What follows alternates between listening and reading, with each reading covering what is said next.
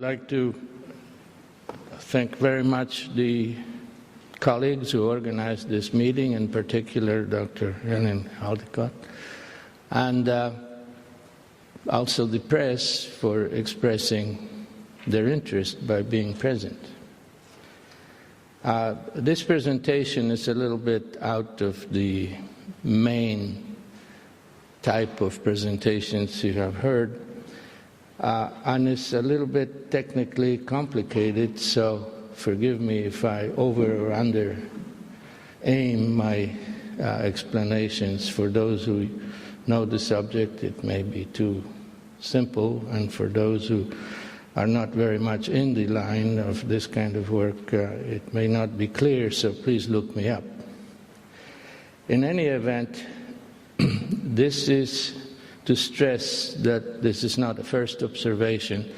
This is the third analysis, and is the very first time after 10 years where we start letting some results out, because the issue is credibility. It's not the data, but it's the credibility of the data.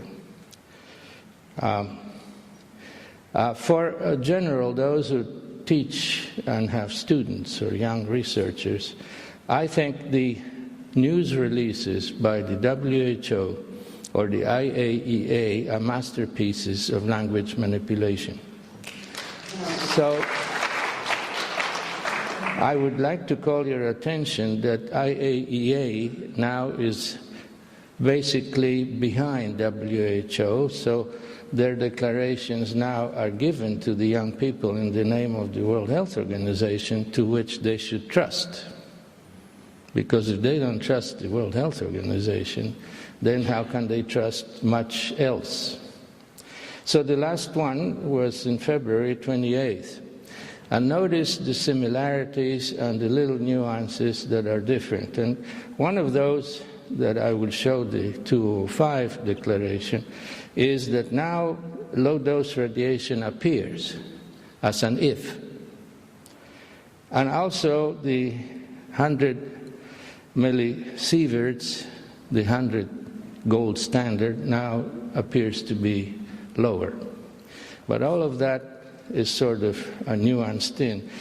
And if you read further, now reduction of exposure is important, while in 205, in Kiev, they said, the whole delegation told the Ukrainian government to cut off all the programs that minimized exposures to about 250,000 people. So I will start. This work required cooperation of many people, many more than I can mention, and you can find out what is this OmniNet in the web, and it involves international and Ukrainian colleagues. Now, here essentially is to point out that we have participants in the international group that are, most of them, focused on alcohol, because alcohol is a teratogen, and a teratogen is any cause, environmental cause, that can create malformations or developmental problems. And in Ukraine, alcohol is a fairly common universal teratogen. So if you don't take that into account, you're going to get confused with another universal teratogen, which is ionizing radiation. Among others, there are cultural anthropologists, mathematicians, people interested in statistics, nutrition, psychology, and so on. So we did what we could, and most of that is done pro bono. And if not pro bono, none of it is done connected with government or the nuclear power industry. I also want to tell you that data is data, and good data is good data, and the gold standard is this one. It's the Hiroshima-Nagasaki studies by Dr. James Neal. And it's not only about cancer and cancer and cancer, it is also about congenital malformations. But I want to stress that these studies are not about teratogens. They are about gene mutations. which is completely different to what we are going to be talking about. I also want to point out that the radiation model, in our view, from Hiroshima and Nagasaki is irrelevant to the Chernobyl situation, because the ionizing radiation in Rivne is chronic, not acute. It's not a blast, but it's a continuous drip. It's not gamma or neutrons, but it's mainly beta type of radiation. It is not external, but it is inhaled or swallowed. And the people that were studied that then had children 2 years later in Hiroshima and Nagasaki, those parents were exposed to radiation, but their children that were conceived in a radiation-free environment. Nobody in his right mind went down to the hypocenter to conceive a child. All these people conceived children after Hiroshima and Nagasaki. So we referred to a release of IAEA in 2005, but actually the data was already done in 1995, and since then it has been pounding the same message. So one of our contributor, was Dr. Anspo, who very kindly explained to me, because I don't understand this process, of how this enormous committee came up with these things. And this is the release, more or less, in the shape of 10 years later, and notice a little bit of nuance difference. So it is sort of presumptuous to say you're not going to find something. So presumptions are a little bit a derogatory term. But in any event, it freezes, or at least it makes it very chilled environment to say, well, I want to take a look. So we convened a meeting exactly on the 5th anniversary of the Ukrainian independence. This is let's see, I forget. But anyhow, this is 10 years, 1996, World Congress of Human Genetics, and we invite Dr. Anspo, we invite Dr. Neal, we talked to Dr. Joseph Wertelecki, who's the founder of teratology. By the way, that's his etching. It's called Hiroshima Shadows Without Men, and so on. And we decide to explore the possibility. Dr. Lazuk from Belarus, Dr. Barilak represented the Academy of Sciences of Ukraine. We got together in Rio de Janeiro. We put in, a couple of sources of funding, and we decided to try. Well, as you know, there is a situation of power change. After Chernobyl, 5 years later, Ukraine decided to leave the Soviet Union. The Soviet Union collapses. There is a creation of a new government. There's a power struggle between points of view. And in that environment, we tried to start an international program based on international standards to establish a population registry of every child born and every child examined. And that started in 2000. Now, the terms Chernobyl you already know. Policia is a region of Rivne. Polishchuks are the native people from Policia. And Rivne is one of the 28 provinces of Ukraine. And we decided that we need to use international standards, so we said, okay, we're going to join the European Congenital Malformation Monitoring System, and we're going to make Ukraine a member of that system, and they are welcome to come and check the data. So we established teams across Ukraine, and slowly, to quickly accumulate data, we were doing population monitoring, still do, in more than one province. And here is the cloud, and there is Rivne, and on the north, the northern half of the province is called Policia, and further north is the river Pripyat, which you have heard before. And we quickly noticed that there is a departure of certain rates.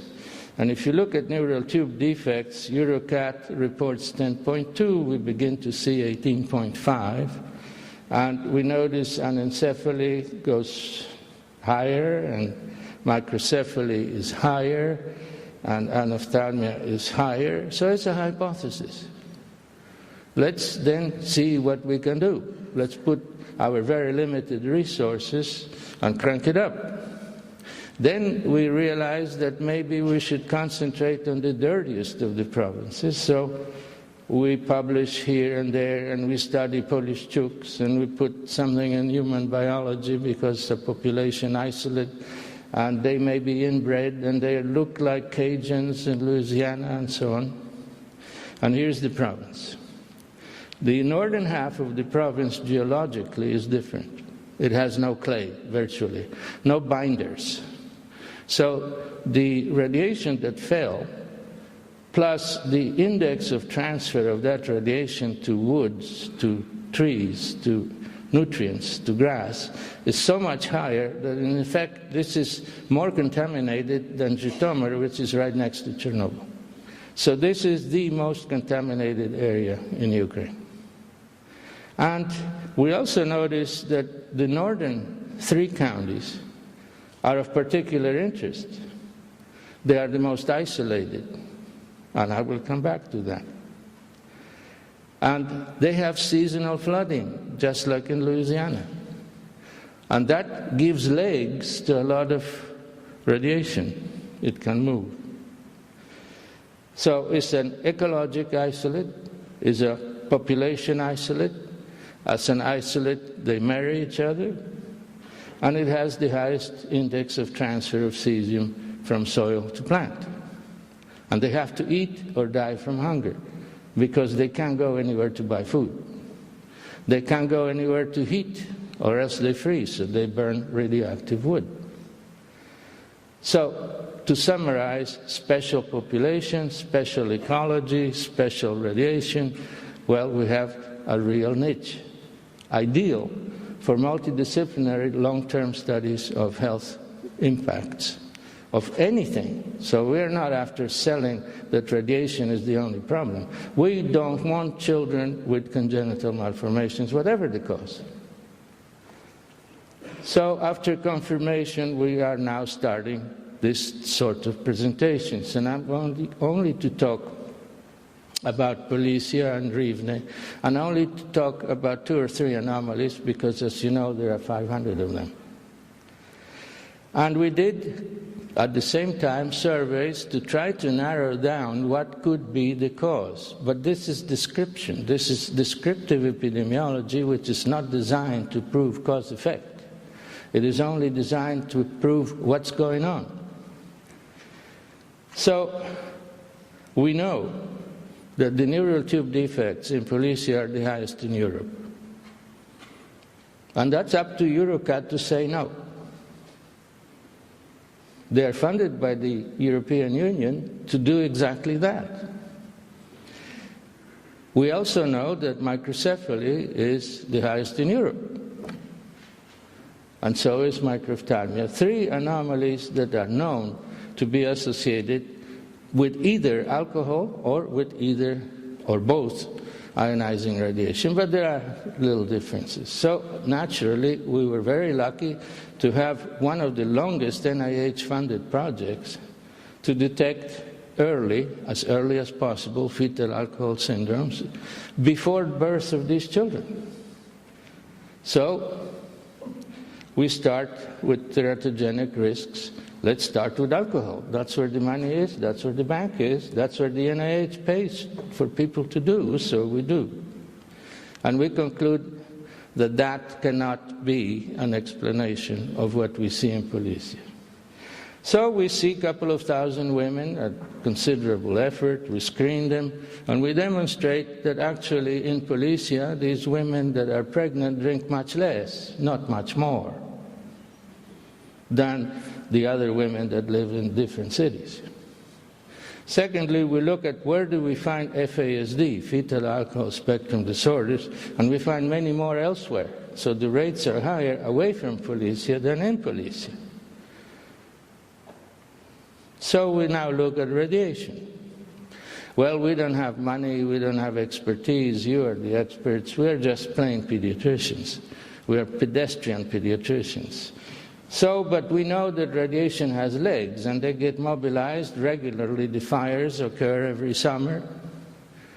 One kind of tree has 20 times as much radiation per kilogram than another kind of tree, so there's no point in generalizing. A burning pine is different from a burning willow, different organisms. And we know that this averaging out doesn't tell you a thing. It's a trick, indeed, I agree. The averaging out tricks are not good enough for a mother of a child with a congenital malformation. And 76% of them heat and cook by burning wood and then take the ash and fertilize their little home garden. So they keep concentrating and concentrating. So actually the concentrations are higher now than they were 15 years ago, because the bioconcentration takes time.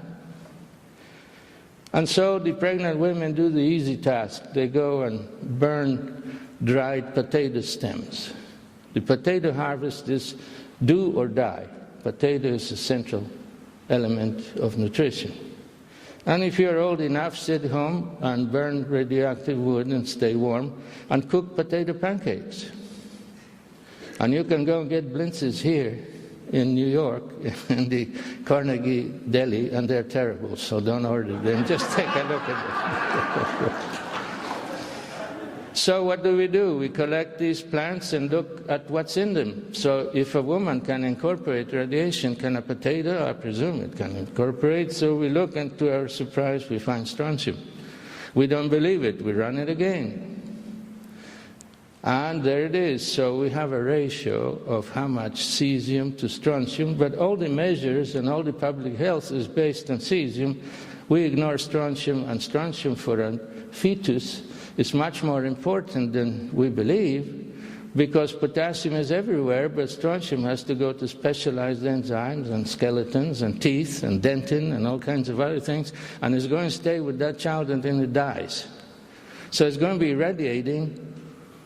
The potassium, they'll be urinating it out, the cesium. But the strontium, once it stays where it is. Now, I'm not going to repeat that, but anyhow, we take a couple of thousand people, 20,000 people, 20,000 measurements of whole body counts. It's a lot of work. And we find that 48% of women in those 3 counties are above what the Ministry of Health says is safe. So, here it is. Now, how sensitive is a fetus? Shall we compute a woman as an adult, although she is pregnant, or shall we focus on the sensitivity of the fetus? I don't know of a single citation, if you do, please give me, of what is the sensitivity of a fetus. We say a child has 3,800 becquerels upper limit, and an adult 11,453 3/4. But how much does the fetus have? So anyhow, so here we are stuck. We did not expect to find things. We simply followed the lead. And now we have microcephaly, not alcohol. It can be due to all kinds of things, from abracadabra to the moon to whatever have you. This is descriptive epidemiology. But also has to be logical. So let's check. Maybe we miss minor effects, minor reductions of the head size, because we did a very strict definition of microcephaly of 3 standard deviations or less. Otherwise, you're not microcephalic. You can be very, very retarded and have epilepsy and have a very small head, but if it's not 3 standard deviations, we don't count you. But now let's do the other way. Let's measure all the heads. So this is a comparison of about 15,000 measurements at birth. And to our surprise, no difference in birth weights, but a statistically significant reduction of head size in those 3 counties. What are you going to do with that? This is subclinical, probably, I don't know. Probably these children, you won't distinguish them from anyone else. But it's known radiation effect on the nervous system. So let's look beyond Ukraine. Well, there are studies by very reputable epidemiologists. They were then working at the CDC, and they go to Hanford, and they do a first study, and they find neural tube defect elevations, and they dismiss it because of whatever reason. Good reasons, but nonetheless, they are good scientists, so they repeat the study. And they confirm the study. Different approach. And they dismiss it again fundamentally because it contradicts the Hiroshima-Nagasaki observations. Not because of the inherent flaw of the study, but it doesn't make sense in the context of the golden standard. But the golden standard had nothing to do with teratology. It had to do with heritable forms of microcephaly. These are environmentally induced microcephalies. It's not that the gene came in and said, don't make the brain. No, the genes were fine, but radiation said, die and reduce your size. So it's comparing apples and pears. And then there is a study in Sellafield. An editor from a reputable journal one time said I misquoted it, and I said, you better read it again. Because these are very subtle paragraphs here and there, but nonetheless the most common anomaly among the most commons are neural tube defects, and there it is. But you know, there were a lawsuit about leukemia clusters near Sellafield and so on. The atmosphere was very charged. This study was not repeated. Then EuroCat does 2 studies, but doesn't study anybody near Chernobyl. Okay, only Western Europe, way out there. And good, bad, or indifferent, they say that we don't see anything. This is the path of the radiation and circling around England. And when we compare the actual rates that EuroCat reports, to our surprise, yes, Policia region is the highest, but so is Northern England, Wales. And we can see the highest rate, the second highest rate, the third highest rate, and we keep finding these regions in Wales and Northern England. I don't report those data. Those regions report the data.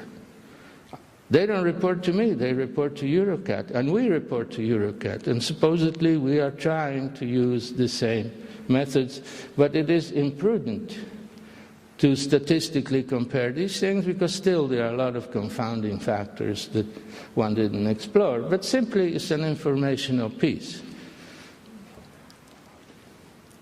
And Dr. Yablokov and many others have pointed out that mental health is a big problem. It's part of the radiation syndrome. So in Sweden there are studies, and in Norway there are studies that show that those who were in utero at the time, in the center of those 2 countries, independently, they find cognitive deficiencies. So that is consistent with that subclinical reduction of the head that I was showing you before. So we have arrived basically at the end of the trip. So what do? We cannot say that this study is cause and effect. This study is a descriptive study, but we do provide a foundation for cause and effect. We have a specific population, we have a specific pattern of malformations, and we have a specific geographic area.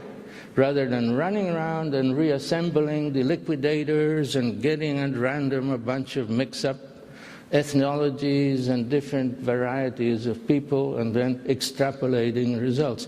We have a population registry of every baby born in the last 10 years with name of the mother and everything else. So, what do we conclude? Either we are not talking about reality and I wouldn't be here.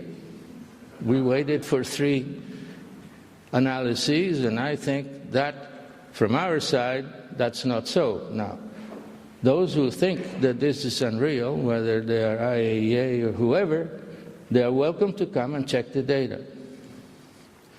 Or these malformations are there, but they are not due to radiation. So that those whole body counts of pregnant women and potatoes and all that, that's totally irrelevant. Prove it. Let's prove it. I think that's important enough to dismiss it with some prospective case control or whatever other epidemiologic studies you wish. Not this one. This one opens the key and the door to facilitate and expedite such an investigation. Or maybe the fetus is far more sensitive than the standards we apply to it. And finally, maybe actually the doses are not what they said to be. And probably all of these factors, plus alcohol, plus malnutrition, plus lack of folate acid, and plus of so many birth defects, congenital malformations, require the convergence of two things. Multiple things that disrupt the development, and multiple things that disrupt the repair of the damage, because we have regenerative capabilities. So you have this balance, and if it is unbalanced, then the morphogenesis of the embryo becomes altered. So I did not talk about conjoined twins, but that's what we see. I did not talk about teratomas, that is what we see. I did talk a little bit about neural tube defects, but there are many subcategories and associations. I did talk with microcephaly, and I did not touch much about microphthalmia, but there are all kinds of things that the world needs to know, because these birth defects occur in China and Indonesia, India, and anywhere else, and the more we know, the better we're going to prevent them. So what I want to tell you is that as a physician, prevention is first, not epidemiology.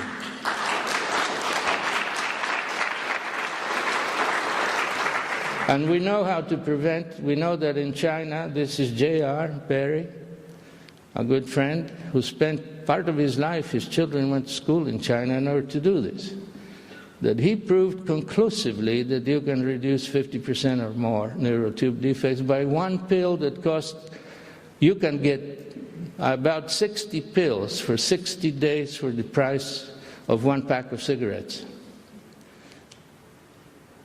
And we can't find the pills. So it is an immediate need to act. And we have been working with the government, and yes, tomorrow, yes, tomorrow, yes, tomorrow. It needs to be done, I agree. But secondly, these people don't need to be exposed to radiation because they don't need to swallow it. Give them milk, give them potatoes, give them flour, but bring it from somewhere else. Then we know about alcohol and campaigns about alcohol. And the authorities have enough resources and know-how to do it today. But if international partnerships step in, that's more likely, and it's more likely to be done better. And the existing monitoring can show, not just to Ukraine, but the world, all the nuances of prevention. For instance, is folic acid going to prevent neural tube defects when you have a bunch of people exposed to radiation, or is it going to be totally ineffective? And if it is effective, would it be effective in Fukushima, regardless if they have spina bifida or not? Should Fukushima-exposed people get folic acid? Those are questions that transcend Ukraine and call for solidarity. And Western Europe needs to learn a little bit more, because we are the only program unfunded by the European Union. There are 39 programs. We are the only ones who don't get a penny to monitor congenital malformations that they publish. And if Chernobyl is not relevant to Europe and congenital malformation threat, sorry, but I'm confused. So here is the can-do principle that some people alluded to, and I want to dedicate this. We detected her before she was born. I found her abandoned in a hospital because the mother wasn't even told that she had a living child. The mother was told, you delivered a monster that was dead, and go home, forget it, try again. The mother got so depressed, she left the country. And here we have this little orphan that has no hip, no sex, no ovaries, no uterus, and full of joy of life. She ends up in an orphanage, and we find the grandma, who eventually comes and picks her up. The grandmother brings the mother. This child now is a high school graduate somewhere in Western Europe. It proves 2 points: we can do, but also their brain is spared, because these anomalies are very early ones, and if you don't die, you're going to develop everything else like everybody else. If the damage is late, regeneration is diminished, and you cannot restitute what you lose as much as if you start very early. Think of congenital twins. Every monozygotic twin is a congenital malformation that is perfect otherwise, but it's a malformation nonetheless. And that's a typical, from one I get exactly a copy of another. I regenerate me. So thank you for your attention, and I hope you join us.